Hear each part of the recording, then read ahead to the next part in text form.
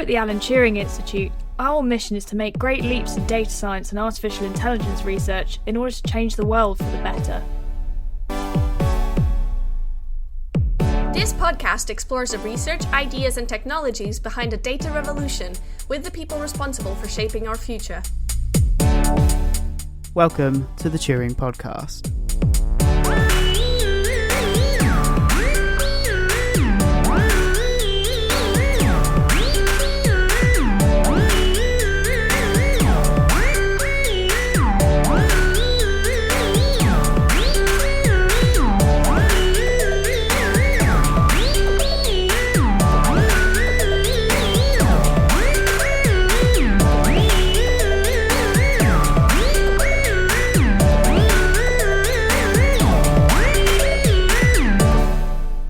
Hello everyone, welcome to another episode of the Turing Podcast. Today we're joined by Elizabeth Seeger, who is a PhD candidate at the University of Cambridge and a research assistant at the Leverhulme Centre for the Future of Intelligence.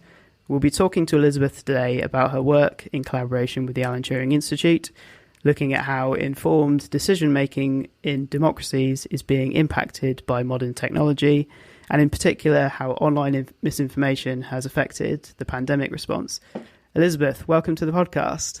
Nick, thank you for having me. Great. So just like the first question, I guess, before we get into your research is, can you tell us a bit about your background and kind of what led you to end up researching this topic as part of your PhD? Yeah, absolutely. My background, I actually started out sort of very far away from this topic. I did my undergraduate degree in bioethics and molecular biology at UCLA, and came to Cambridge to do a master's and then a PhD in philosophy of science because I wanted to research bioethics.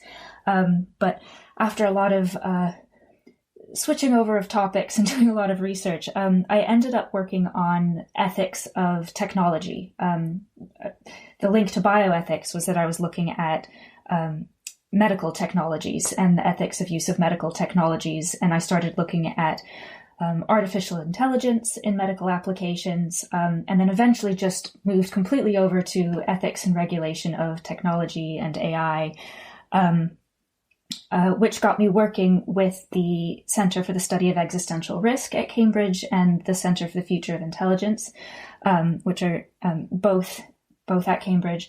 And that's where I got involved in the project that we're going to be talking about today.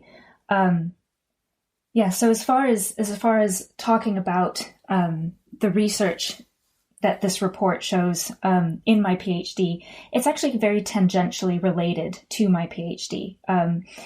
The topic we're discussing is misinformation, disinformation, and decision-making in democratic societies and how information security affects effective decision-making. And I got into this project because of my interest in the theoretical aspects of how technology and our use of technology to distribute and derive information affects our decision-making capabilities. So it's a bit of a tangential relationship, but sort of sidestep over into it. Did you originally sort of become interested because, as someone from a more of a biological background, you're interested in behavior, or was it more just you just became interested via thinking about the technology and just living in this moment of, pervasive, tech and being in the COVID-19 year, of course? A wild combination of sort of all of the above. So I did a lot of biological and pre-medical research in undergrad. But before that, I had actually grown up in San Jose, which is just south of San Francisco, heart of Silicon Valley. So I had friends whose parents worked at Facebook and Google and Apple, and was very much just surrounded by that environment.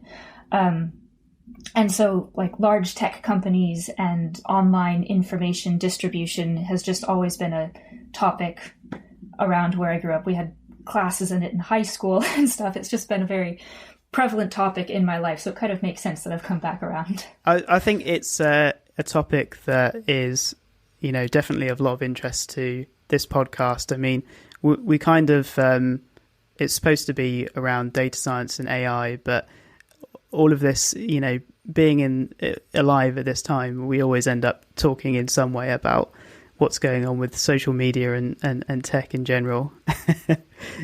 Seems to be a recurring theme, definitely. Yeah, I think obviously this year and the COVID-19 pandemic has just accelerated so many aspects of misinformation as well, which kind of has come up again and again in some of our podcasts. So I suppose that kind of leads me on to my next question, where we're going to dip into a bit of your research. So the report you've written recently discusses something called an infodemic. Can you tell us a little bit about what this is? And are you mostly talking context of social media, or are you talking about other things as well? Yeah, so I can tell you a bit about infodemic. I think it might help to actually take a step back a little bit towards your last question about how but not just myself, but how our team got involved in this project. And then that will sort of lead into discussion on what an infodemic is and how we got into that topic. But the team that I wrote the report with is a team of people from all over, really, mostly from the Center for the Study of Existential Risk, the DSTL, the Defense Science and Technology Laboratory, and the Alan Turing Institute. And what happened is back in 2018, there was a report that was published called The Malicious Use of AI by some people at the Center for the Study of Existential Risk and people at the Future of Humanity Institute at Oxford. And we, Gavin Pearson from DSTL, got in touch with us and was interested in some of the ideas around physical security and political security that we brought up in the report about safety and malicious use of artificial intelligence, and was specifically interested in understanding how technology more generally could be used to undermine political security and political decision-making in democratic societies.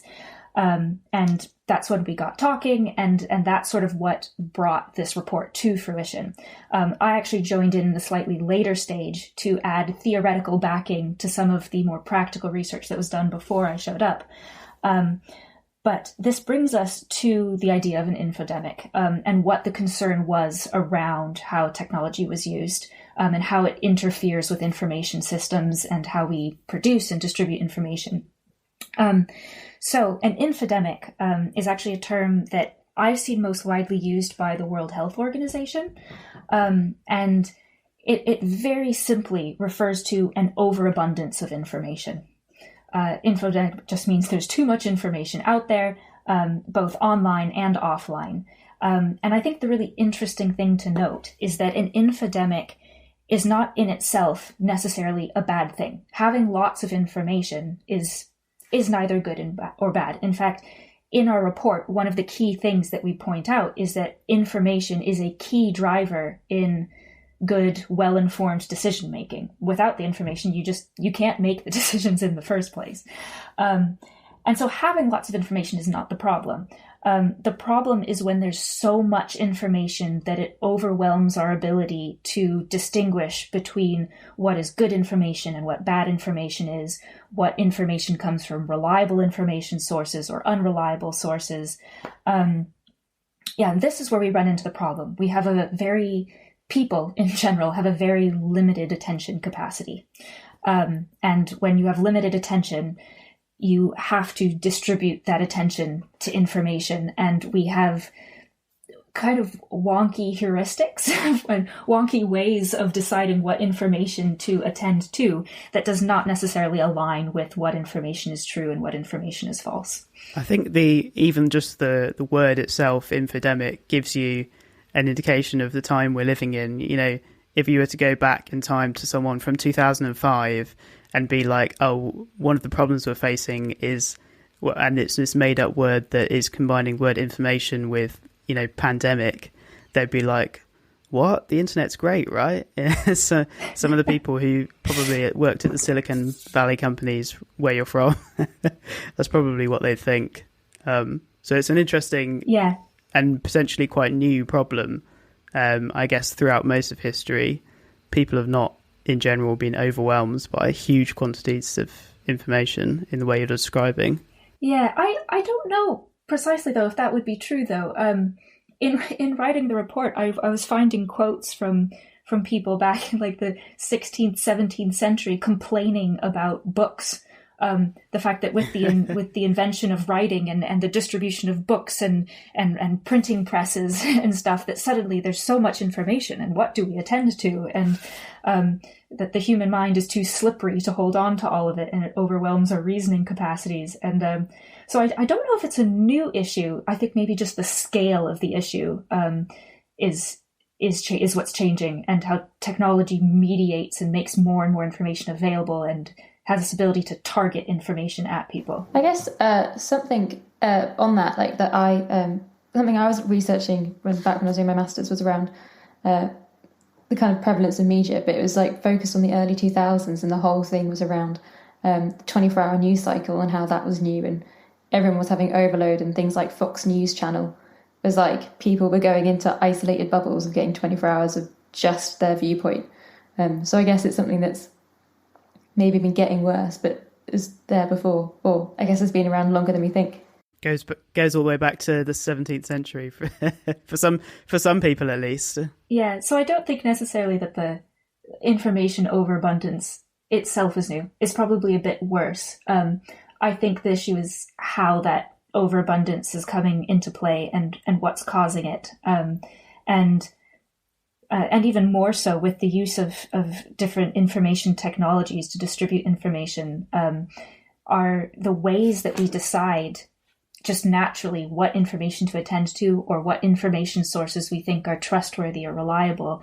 They don't necessarily work when we're trying to figure out whether or not to trust information that's being mediated by technologies. For example, people are really predisposed to believe things that more people believe. If you see that a larger group of people believe in a certain idea or a certain thought, you'll be more likely to agree with it. Where in social media platforms, you can have these bubbles of thought be created, and if you're stuck in that bubble, you will feel like that idea is actually very widely accepted, and then become more strongly attached to it. Or you might have really, really small ideas or opinions that are held by a very minority community, but if they can use technologies to distribute them really widely and really quickly, they suddenly look more widely accepted than they would actually be. So the ways that we traditionally kind of decide whether or not to believe your neighbor, the guy down the street, stop working when a lot of technologies come into play. Cool. Yeah, it's going back to what you said about the difference between how it's a more widespread problem now. I guess the big difference is that it affects everyone. I mean, we live in a world where compared to the 17th century, everyone's literate, and now almost everyone's online, and certainly in the advanced democracies we're talking about, literally everyone's online, and their vote counts, and so the information they consume matters. So thinking about that and talking about some of the themes you're just talking about around social media, your report talks about two different sort of categories of people who are responsible for spreading information and, in this case, misinformation online. You talk about adversaries and blunderers. Who are these people, and can you give examples of the ways that they either spread misinformation or unwarranted alarm? Adversaries and blunderers. Yeah, absolutely. So adversaries is actually quite a common term that's used to describe people who intentionally manipulate information or fabricate information specifically in order to deceive or manipulate information recipients, or to try and influence them towards a certain decision. The key point with the term adversaries, though, is that there is malintent. The intention is bad. It is to deceive and to manipulate. That's the goal of the adversary. So an example of this might be like if, say, a political group uses something like deepfake technology to fabricate videos of various politicians in order to manipulate an election in their favor or something.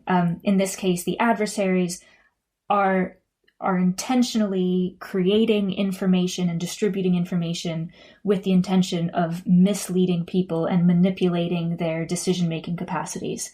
And so that's what an adversary does.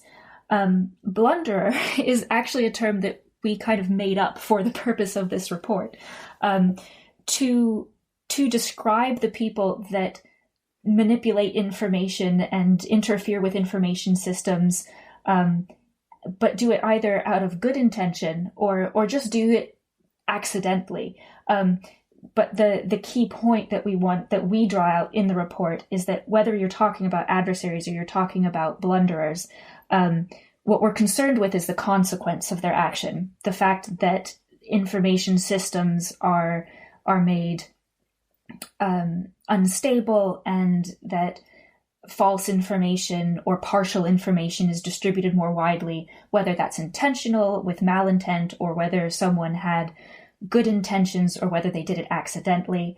An example of a blunderer who perhaps had good intentions in their interference with an information system.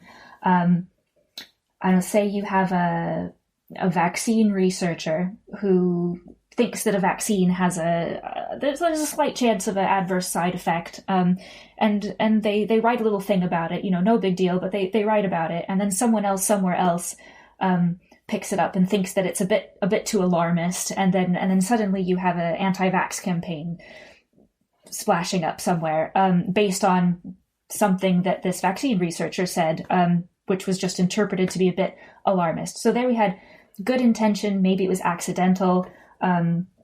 You could think an example of an accidental blunder could be a computer science student exploring deepfake technologies or natural language processing systems and developing something really cool that can write news stories or something out of the blue. And then that ends up proliferating fake stories that are actually taken seriously by some people. We're not so much concerned in our report with whether the intention to spread false information or partial information is good or bad, or whether it's completely accidental, more the fact that information systems have vulnerabilities that can be targeted and manipulated, and how that might occur. But I think the distinction is really interesting because, I mean, a lot of people are aware of this problem now. It's kind of got some mainstream traction. There's been like a Netflix documentary about, misinformation and how that affects Facebook and so on. But I think a lot of people probably think that, okay, the main problem is these malicious actors, whether it's a foreign government or a political party or some other group that's just, producing fake news intentionally. But what you've also highlighted is that there are also these blunderers, people who are not necessarily trying to spread some false information, but another example that comes to mind for me, you mentioned like a vaccine researcher. I'm imagining any climate researcher or person who thinks about climate policy who is legitimately critical of particular policies that are being taken, or saying that that's the wrong particular, we should invest in this nuclear energy instead of solar panels or something, or whatever they're saying. But then that might get picked up by climate quote unquote skeptics and say, well, it's this is fuel to the fire of saying that it's all just a hoax and it doesn't matter really. But that seems like it might be. It reminds me of the ClimateGate scandal, sort of. Right, exactly. Was that a specific thing you're thinking of? No, just in response to what you were saying, it's kind of reminding me a bit of the ClimateGate scandal, where emails were released about climate research, and then those emails were picked up, and people were saying this shows that climate scientists aren't really sure what they're talking about and they're manipulating models.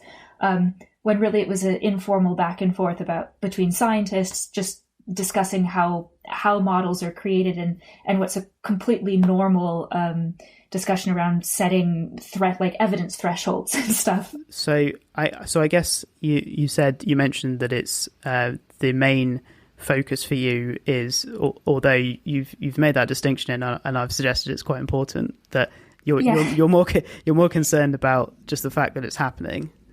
I mean, but the distinction is very important. It's not something that we really harped on in the report. But I think it is very important. And it's very important to be aware that you can spread misinformation without any intention. Even if you have good intention, you could be spreading misinformation. And to be aware of this is the first step to educating people about what it is and how to not contribute to the problem. It's like you start seeing classes pop up in like primary schools and secondary schools about how to spot misinformation or false news stories and like training children to then not go and retweet those or share them on Facebook. So it is an important problem. It actually goes back to the distinction between misinformation and disinformation, which are often discussed interchangeably. But misinformation is the overarching picture, which is just false or partial information that can be misleading. But disinformation specifically talks about information that is intentionally put out there to mislead or deceive. And so that sort of aligns with our distinction between adversaries and blunderers. And I guess another sort of synonym for disinformation then would be almost propaganda, or maybe it's a slightly different definition. I don't know. Yeah, I think it would definitely fall under disinformation. Possibly. I guess it would depend. The interesting thing about propaganda is that it's not necessarily untrue.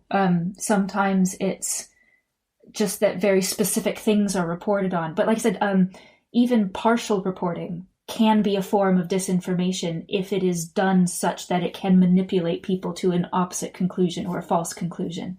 So I think it does sort of all fall under the same topic. I think there's not even a bright line always, because in reporting anything, any kind of information, whether you're a legitimate journalist or scientist or anyone, you're still, at the end of the day, choosing which are you think the most important facts or data to report and how you're going to frame it.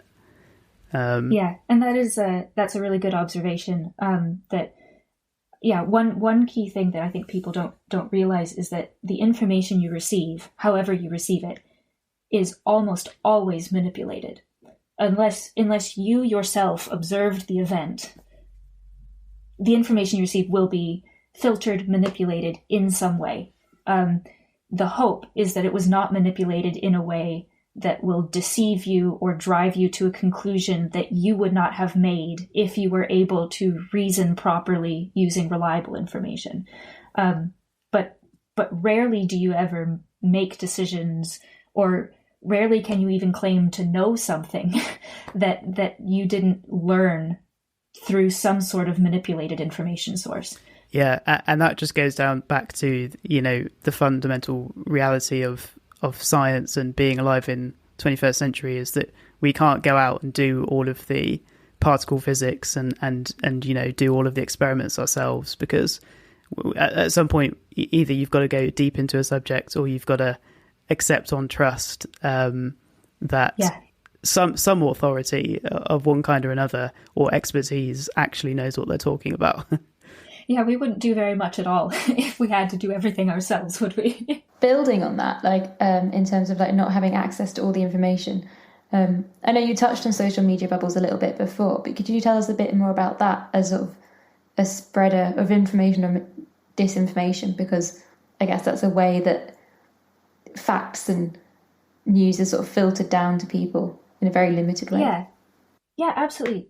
So social media bubbles, like we were talking about before, is basically when, or not even necessarily in social media, but filter bubbles are, which happen a lot on social media.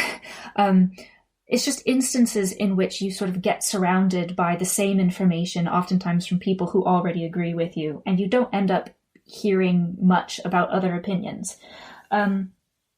And part of the reason this is such a problem is because it interferes with our decision-making capabilities. And this is what we're concerned with in the report, is how can we coordinate timely and effective decision-making in this report specifically in order to respond to crisis scenarios.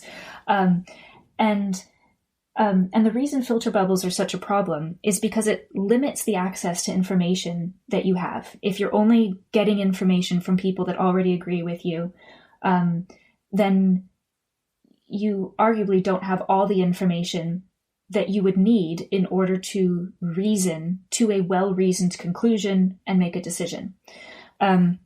So in a way, filter bubbles infringe on your reasoning capabilities. If you don't have the raw material to reason well, which is good information, then you won't reason well. You won't reason to the kind of decision you might have made if you had all the good and if you had the right information in the first place. So that's the first thing that these sort of social media bubbles, filter bubbles do, is they limit access to information just by continuously feeding you the same stuff. And part of the problem with that, part of the reason it's such a big problem is that people naturally gravitate towards filter bubbles. We like to listen to people that we already agree with. We like to agree with things that validate our thoughts. And so we get sucked into these filter bubbles very easily. It's kind of natural, though, if you go back, 50 years, but hundreds of years, just the further you go back, the smaller our communities were. And so we sort of embed ourselves in these smaller communities of like-minded people. So it's a natural thing to happen. But when there's so much information out there, it can make it difficult to coordinate decision-making in large groups of people when different subsets of that group of people are stuck in different bubbles. If you're trying to get the entire population to wear face masks or take a vaccine, if different subsets of that population are stuck in these little bubbles that only deal with certain bubbles of information, then they're not all reasoning on the same plane or with the same information, and it drastically reduces the chances of them coming to a similar conclusion or agreeing on any kind of action to take. So I hoped that answered your question. Yeah, definitely. I think there's a weird incentive on social media for, especially on things like Twitter, where you have people with followers rather than just friends, where you get people who have loads of followers.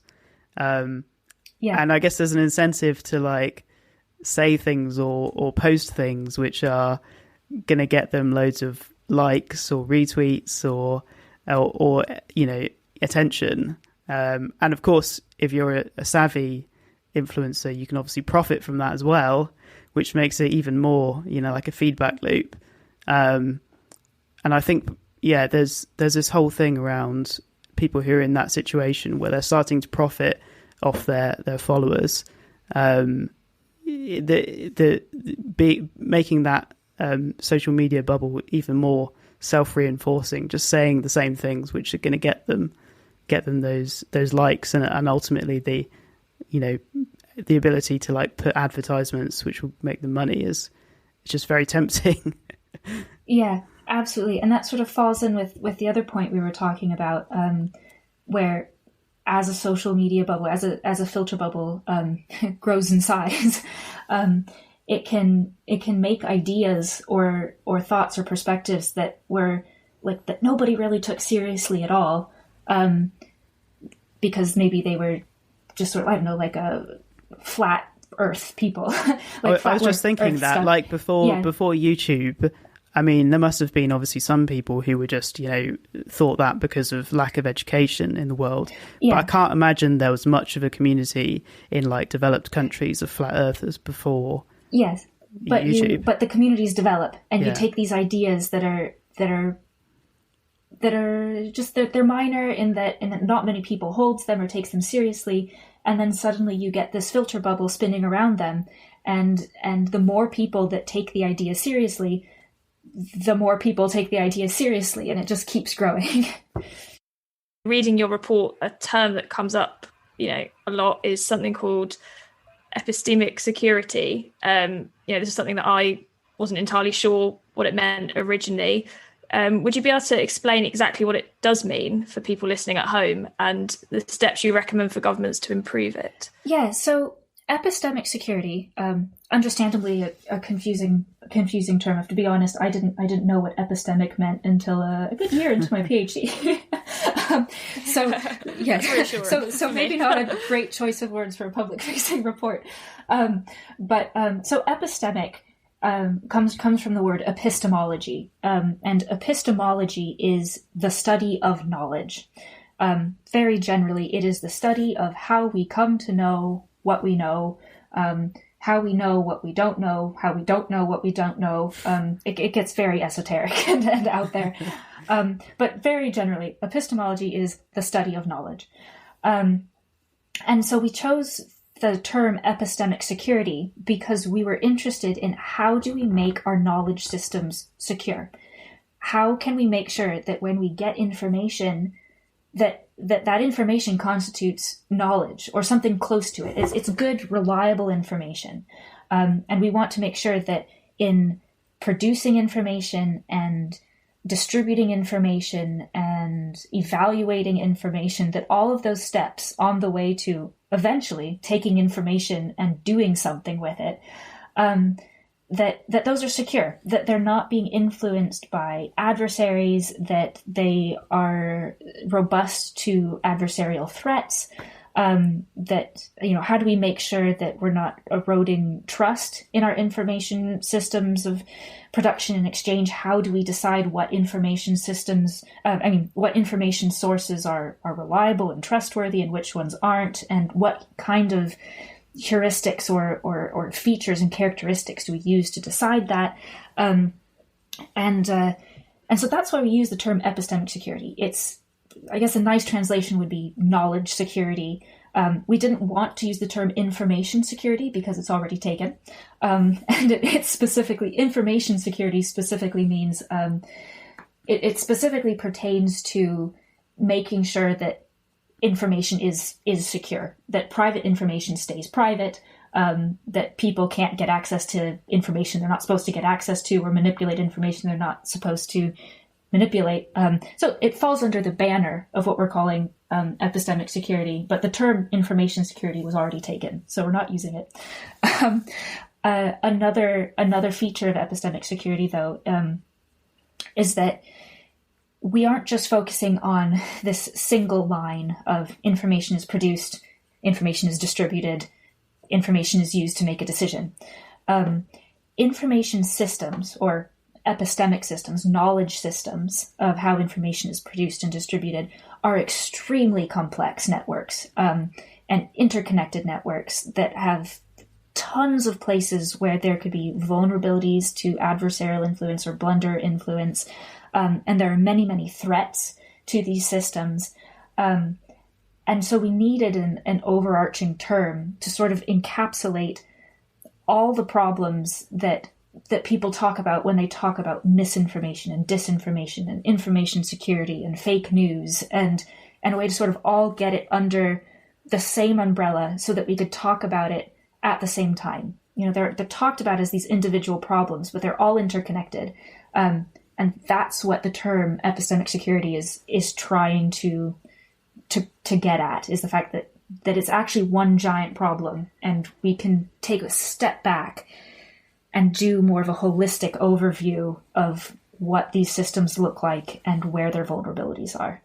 So, yeah. Sorry, the second part of what Jay was saying there was how can we improve it, right? Yes. A quote came to mind. I believe, and I could be wrong in this, that this is a English translation quote of Vladimir Putin, but he apparently said that nothing is true and everything is possible, which would, I guess, in this terminology, make him rather epistemically insecure. Yeah, I think that's a good conclusion to draw there.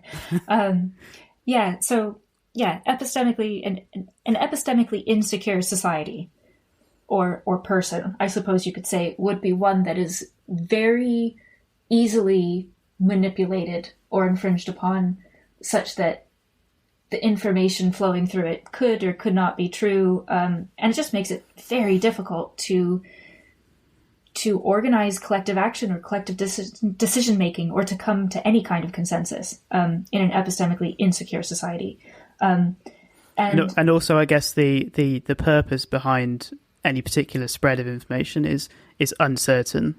Yeah, that too. And I think it's good to keep in mind that, you know, we do live in an epistemically insecure society, and that epistemic security is very much this ideal that we reach for, but because of the complexity of our information systems, it's a very difficult ideal to reach. The important part is just that we need to take a step back and look at the larger system, the larger epistemic system or information system, and try and figure out how to strengthen it and make it more robust. And so, as you're mentioning, you know, in the report, we come up with a few recommendations of how to do this, and they are quite general to start out with. We recommend things like having methods for increasing costs to adversaries or blunders in supporting or in spreading unsupported information. Something like this could be fines or penalties to platforms that don't have some sort of way to fact check or to keep tabs on what kind of things are being said by people, or just fines and penalties for people that are knowingly putting forth just blatantly false information. It's difficult because there are freedom of speech issues, but it's an idea to be explored. We talk about things like methods for helping information consumers identify what information is trustworthy or not. You know, this is a key thing that we talk about, is especially with emerging technologies being used to mediate technology and distribute technology, is it's very difficult to identify what information sources we should listen to if our normal heuristics of just sort of looking at someone and saying, oh, you look sincere, they don't work. And so how can we help people identify a trustworthy information source? And this might have something to do with having different ways of credentialing information sources as trustworthy information sources, or as epistemically responsible information sources. So an information source that does what it can to make sure that it's distributing like fact-checked, reliable information. And if you can put that credentialed stamp on it, then that just acts as a signal. People can say, oh, that's a good source. But I think like the most interesting kinds of suggestions that we put forward in the report, at least for me, were the ones where we talked about the fact that the world does not lack epistemic security experts. It's not like we're starting from scratch here. There are tons of people out there. These are the journalists and the legal scholars and scientists and psychologists and information security experts. And they study things like, how do people consume information, and what are good evidential thresholds for deciding whether or not something constitutes knowledge or is a good reliable theory. And if we can bring these people together under the same umbrella, and you know, we have a really good pool of resources to pull from.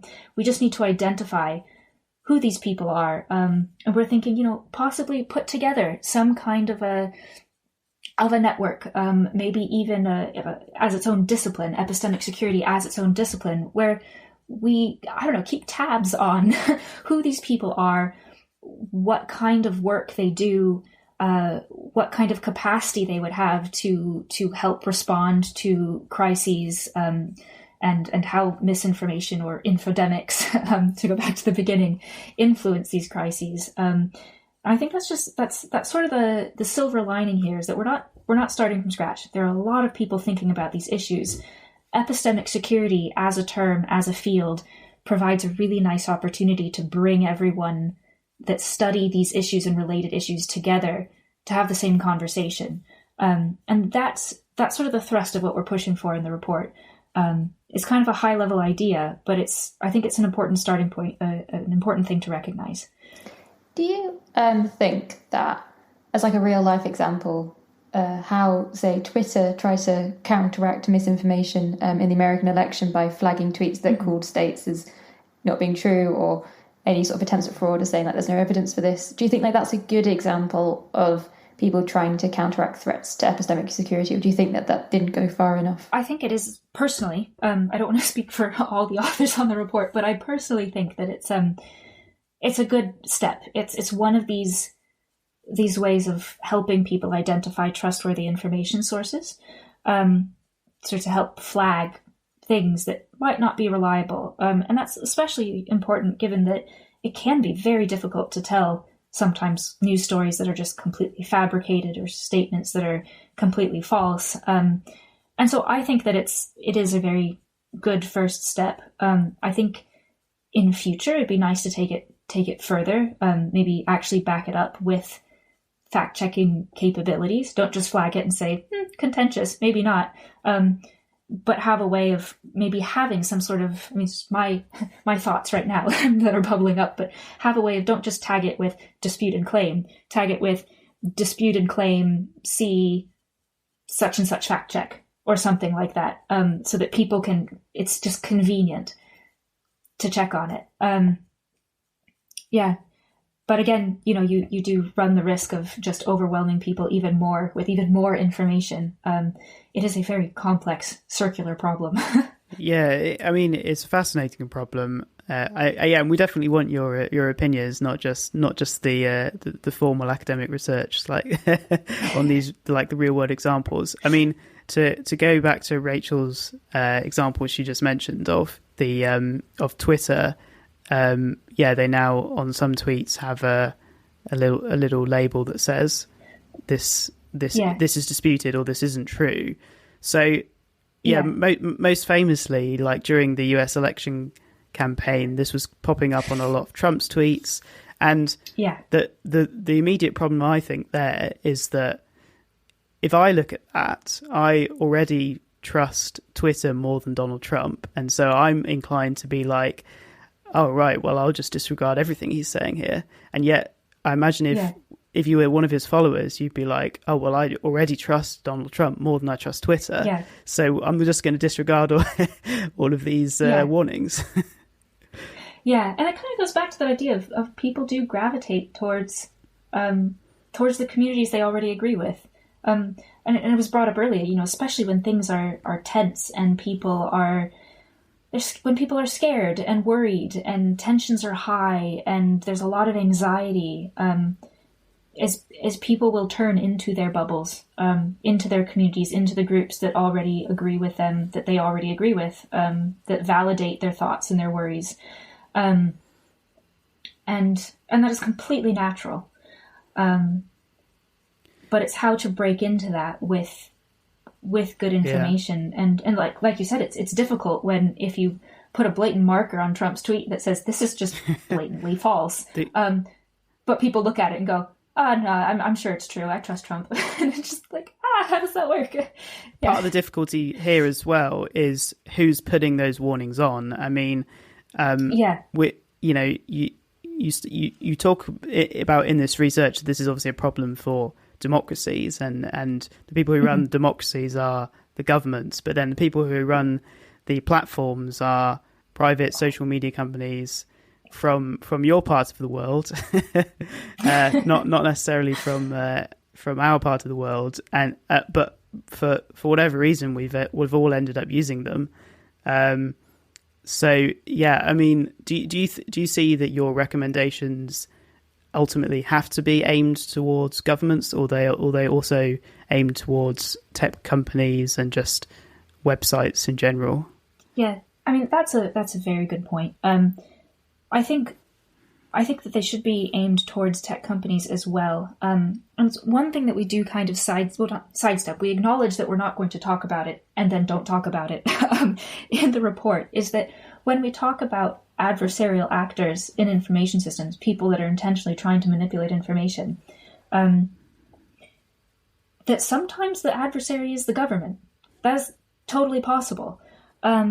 and it has happened, that the adversarial actor can be the government. And so in this report, we do assume, we take the assumption that the people, especially the report is aimed mainly towards policymakers and government institutions. And so we take the position in the report that we are assuming that the government is not this adversarial actor, and that the government institutions we're aiming this report towards are the groups that want to defend epistemic security, that want to make sure information systems are secure, because secure information systems are the foundation to a democracy in which people can reason well with good information. But it is absolutely the case that a government could be the adversarial actor. And that does complicate the issue.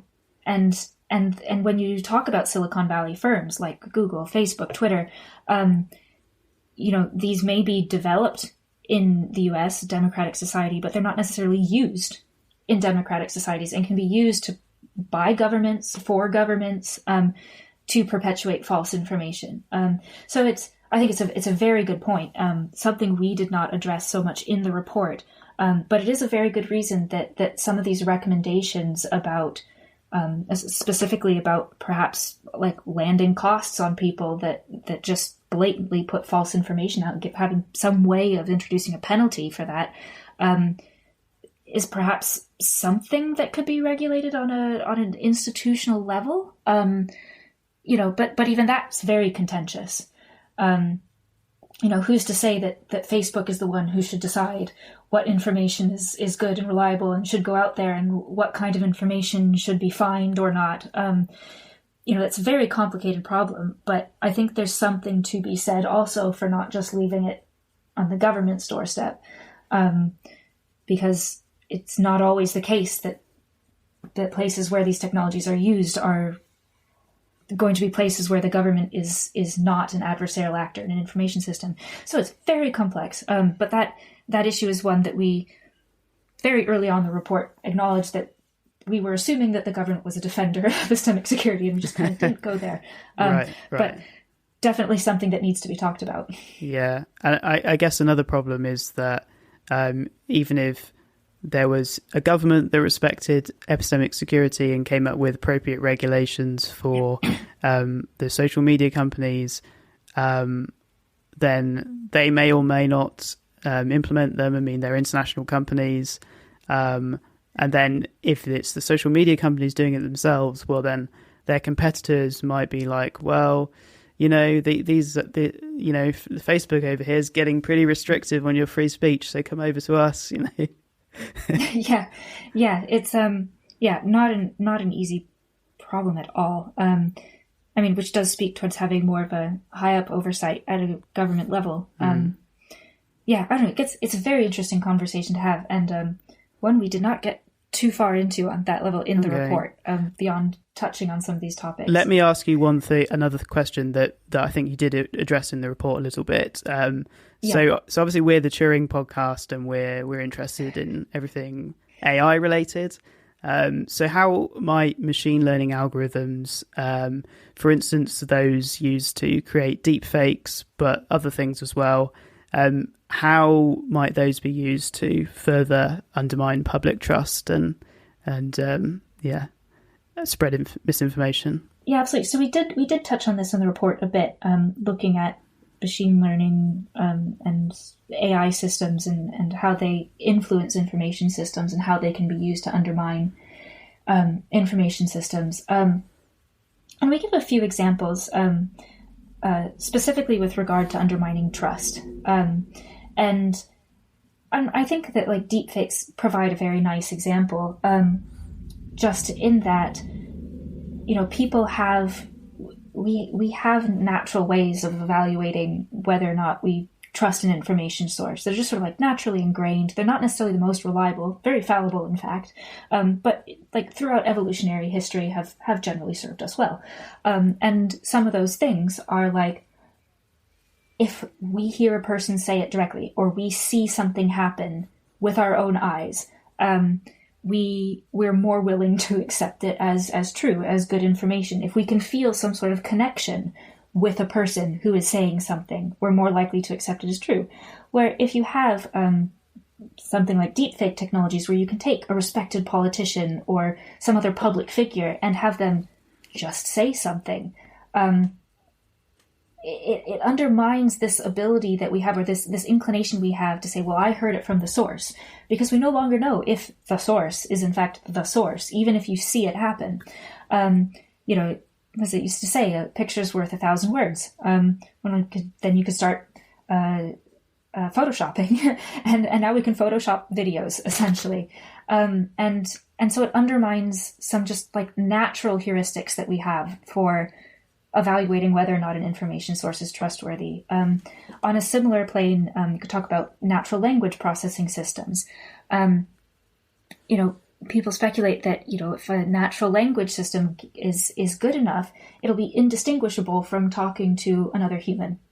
And in this case, that means that the system is replicating vocal patterns and speech patterns, and we don't necessarily realize that we do it, but in listening to someone talk, you often just get this feeling of, oh, that person knows what they're talking about, or that person's trustworthy, or, I get a feel that person would be sincere.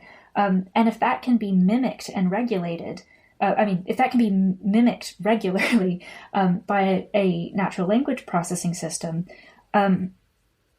that doesn't necessarily mean that the information we're getting actually is good, is trustworthy.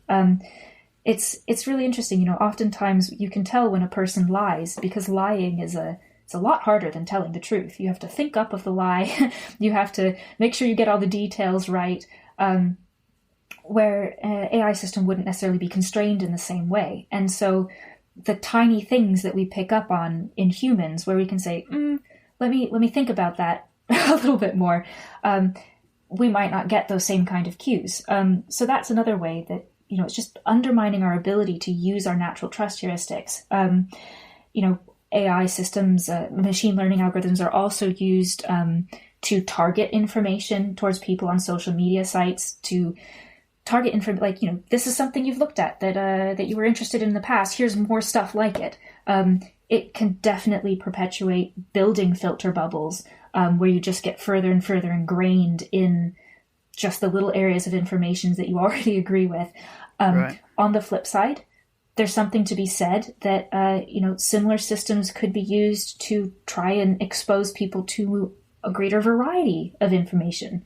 How or if that should be used is another very contentious point. Who is Facebook to say that I've looked at too many points that I already agree with, so here's something you don't agree with? That's a really interesting thing you've raised there, because the example I was just thinking of was the YouTube recommendation algorithm. So as most people know, when you watch a YouTube video, often it autoplays a suggestion straight afterwards. And some people have, I guess this is exactly the sort of thing you've just been describing, said that when you get like certain kinds of political videos, it ends up recommending you like more extreme versions of that political point, and it goes down a rabbit hole.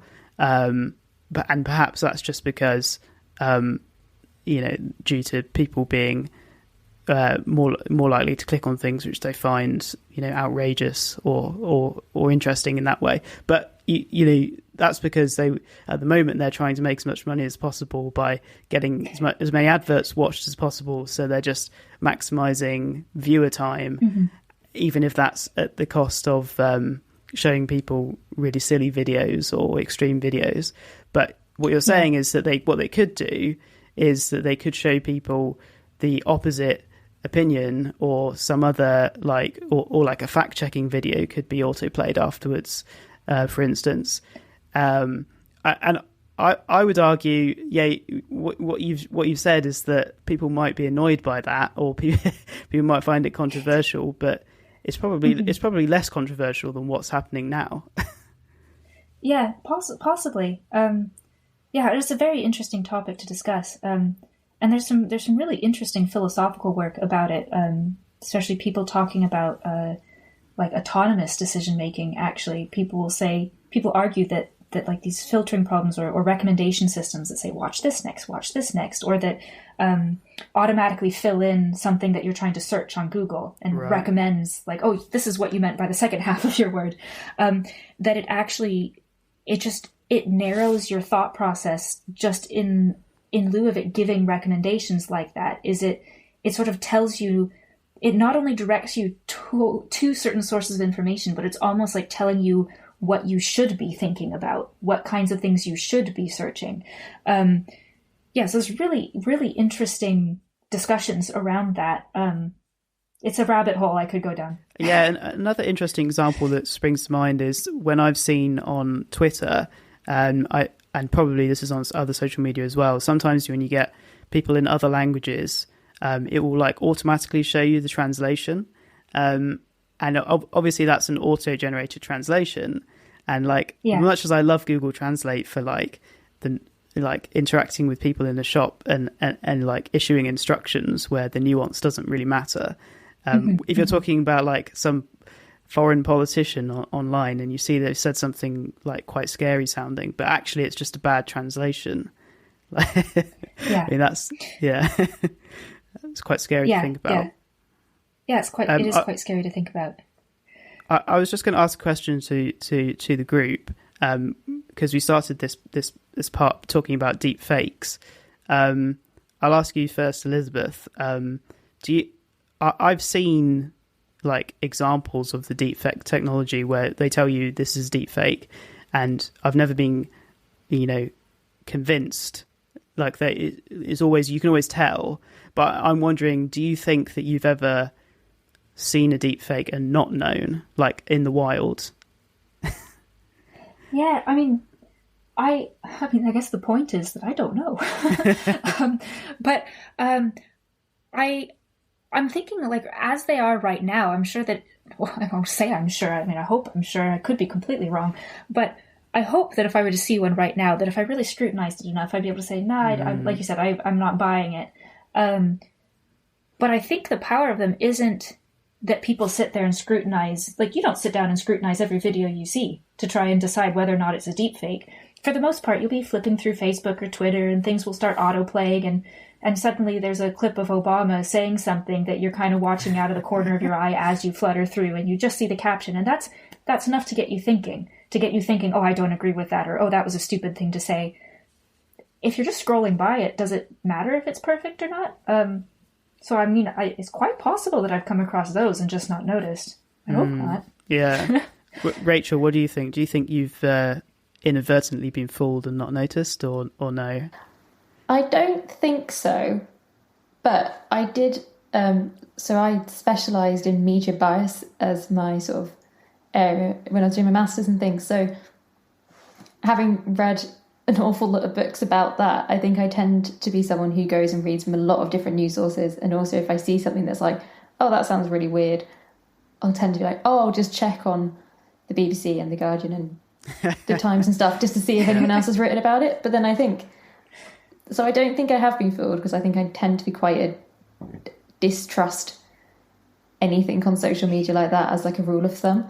But again, you don't know really. I mean, if something, it's the confirmation bias as well, isn't it? So it's like if something was completely in line with what I believed politically and believed like ethically, and like I thought someone was bad, for example, and then there's the thing showing them was that they were bad, I don't know if I would question that. So it's hard to know really. What do you think, Joe? Do you think you may have seen any or not?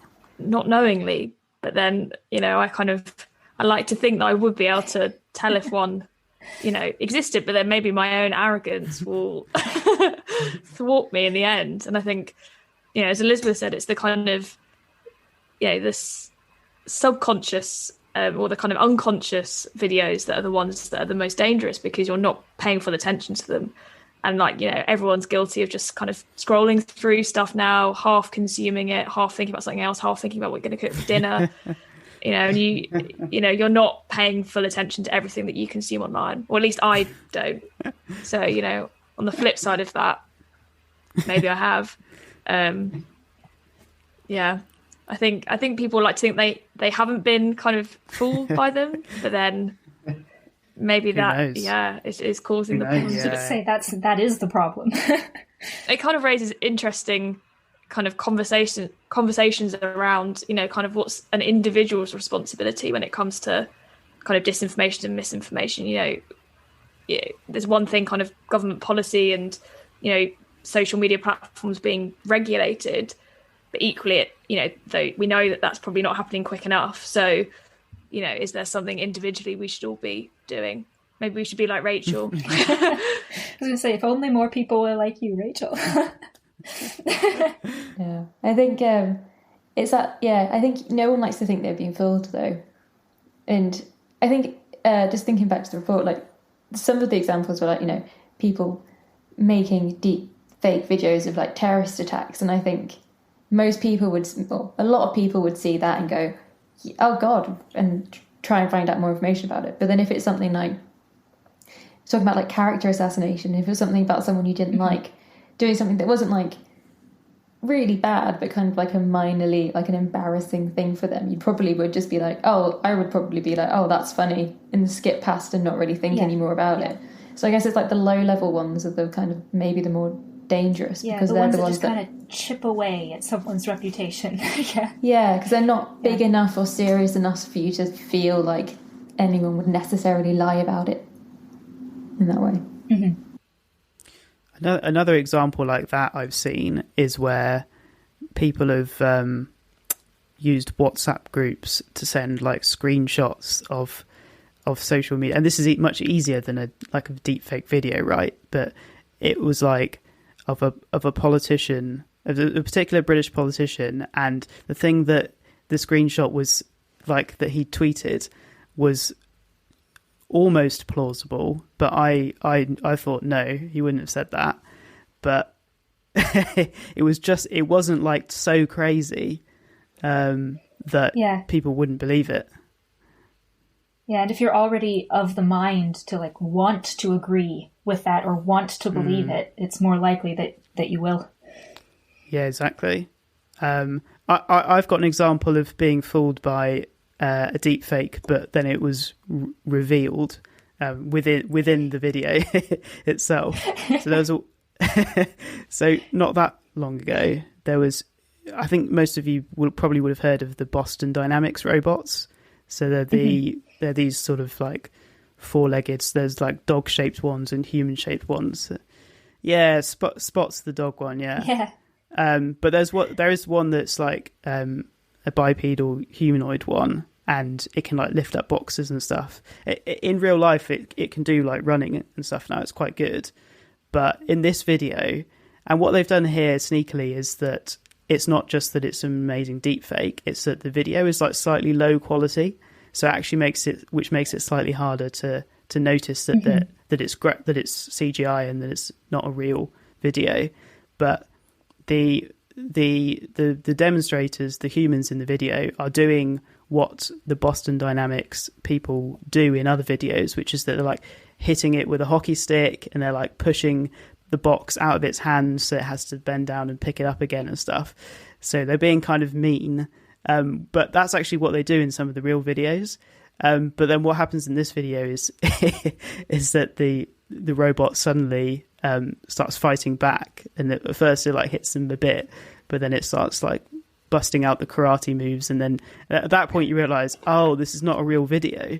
But for like a couple of minutes you're thinking like, wow, they're really going to town on this robot, they're really giving it a hard time. You just think like it's plausible until the person who made the video decided that they're going to reveal to you that it's just too ridiculous to be true. But yeah, I mean, and we're laughing now, like, oh, that's funny. Except that it has kind of scary implications. Yeah, and later in the video, the robot manages to like pull a gun on the guy. So, I mean, you can imagine like if you were in another part of the world where you don't know how advanced Boston Dynamics robots actually are, you might be like, oh shit, some crazy stuff going on in America right now.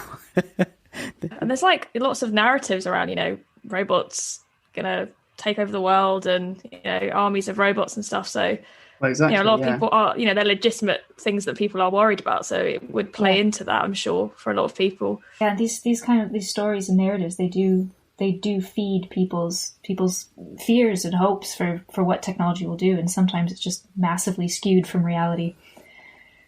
Absolutely, yeah. All right, Elizabeth, I think it's now coming to a point where it's be a good time to wrap up. But before we let you go, I'm going to hit you with a bonus question that is very, very relevant.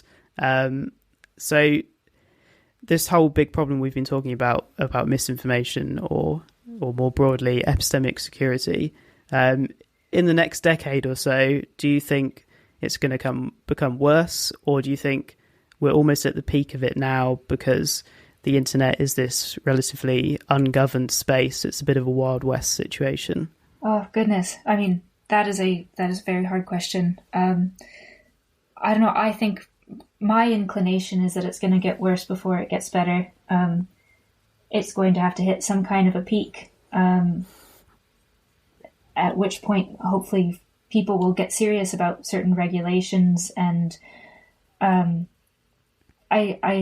don't know, but I think it's going to get worse before it gets better. And I think there's a lot to be said about seeing what happens when the children that are growing up in this world right now with such extreme polarization, with the existence of information sources they can't trust, and with classes that teach them how to identify these information sources, what will happen when they grow up?